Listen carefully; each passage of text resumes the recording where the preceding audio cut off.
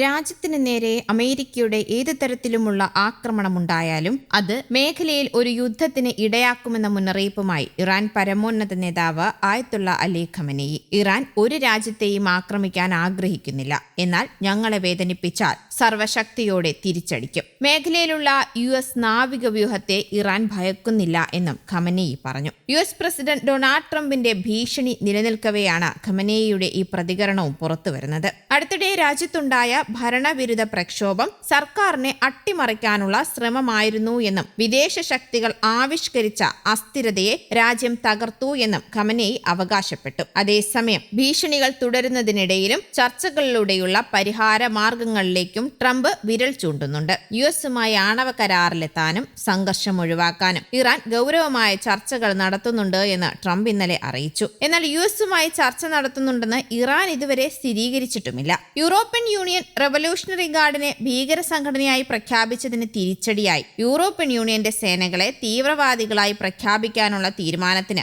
Iran parliament അംഗീകാരം നൽകിയിട്ടുണ്ട്. Hormuz കടലിടുക്കിൽ ഉടൻ നാവികാഭ്യാസം വേണ്ട എന്ന് ഇറാൻ തീരുമാനിച്ചു. ഇന്നലെ മുതൽ നാവികാഭ്യാസം തുടങ്ങാനായിരുന്നു ഇറാൻ പദ്ധതി ഇട്ടിരുന്നത്. ഇറാനിൽ ഡിസംബറിൽ തുടങ്ങിയ പ്രക്ഷോഭങ്ങളിൽ ഇതുവരെ 6563 പേർ കൊല്ലപ്പെട്ടതായി മനുഷ്യാവകാശ സംഘടനയായ HRANA റിപ്പോർട്ട് ചെയ്തു. ഇതിൽ 124 കുട്ടികളും ഉൾപ്പെടുന്നു. പ്രതിഷേധം അടിച്ചമർത്താൻ ജനുവരി 8 മുതൽ ഏർപ്പെടുത്തിയ ഇന്റർനെറ്റ് നിയന്ത്രണം വിവരങ്ങൾ പുറം ലോകത്ത് എത്തുന്നതിന് ഇപ്പോഴും തടസ്സമാകുന്നുണ്ട്. അതേസമയം അമേരിക്കയുമായി ഒരു സംഘർഷം ആഗ്രഹിക്കുന്നില്ല എന്ന് ഇറാൻ പ്രസിഡന്റ് മസൂദ് പെസഷ്കിയാൻ കഴിഞ്ഞ ദിവസം അറിയിച്ചു. വലിയൊരു യുദ്ധമുണ്ടായാൽ അത് എല്ലാവരെയും ദോഷകരമായി ബാധിക്കുമെന്നും ഇറാനിയൻ പ്രസിഡന്റ് വ്യക്തമാക്കിയിരുന്നു. ശനിയാഴ്ച ഈജിപ്ത് പ്രസിഡന്റ് അബ്ദൽ ഫത്താഹ് അൽ സിസിയുമായി നടത്തിയ ഫോൺ സംഭാഷണത്തിലാണ് പെസഷ്കിയാൻ ഇക്കാര്യം വ്യക്തമാക്കിയതെന്നും പ്രസിഡന്റിന്റെ ഓഫീസ് തങ്ങളുടെ പ്രസ്താവനയിൽ കൂടി അറിയിച്ചു. ഇറാൻ ഒരിക്കലും യുദ്ധം ആഗ്രഹിച്ചിട്ടില്ല, ഒരു തരത്തിലും ആഗ്രഹിക്കുന്നുമില്ല. അത്തരമൊരു യുദ്ധം ഇറാന്റെയോ അമേരിക്കയുടെയോ മേഖലയുടെയോ താൽപര്യങ്ങൾക്ക്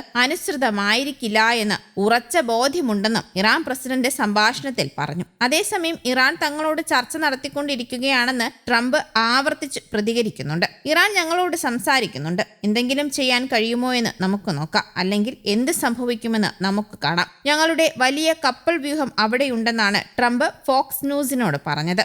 ആണവ വിഷയത്തിൽ ഇറാൻ ചർച്ചയ്ക്ക് മുതിരുമെന്നാണ് തന്റെ പ്രതീക്ഷയെന്ന് കഴിഞ്ഞ ദിവസം US പ്രസിഡന്റ് ഡൊണാൾഡ് ട്രംപ് പറഞ്ഞിരുന്നു. ഇറാൻ ആണവ നിർവ്യാപന കരാറിലെത്തിയില്ല എങ്കിൽ മറ്റൊരു രൂക്ഷമായ ആക്രമണം നടത്തുമെന്നും അദ്ദേഹം മുന്നറിയിപ്പ് നൽകിയിരുന്നു. അതിനിടെ ശനിയാഴ്ച ഇറാനിലെ തുറമുഖ നഗരമായ ബദർ അബ്ബാസിൽ ഒരു സ്ഫോടനമുണ്ടായി. ശക്തമായ സ്ഫോടനത്തിൽ പാർപ്പിട സമുച്ചയത്തിന് കനത്ത നാശനഷ്ടമുണ്ടായെന്നാണ് റിപ്പോർട്ട്. IRGC കമാൻഡറെ ലക്ഷ്യമിട്ടാണ് സ്ഫോടനം നടന്നതെന്ന അഭ്യൂഹങ്ങളുണ്ട് എങ്കിലും ഇറാൻ ഇത് നിഷേധിച്ചിട്ടുണ്ട്. ഗ്യാസ് ചോർച്ച കാരണമാണ് ബന്ദർ അബ്ബാസിൽ പൊട്ടിത്തെറി ഉണ്ടായത് എന്നാണ് ഇറാൻ അധികൃതർ നൽകുന്ന വിശദീകരണം. News desk Kerala Kaumudi.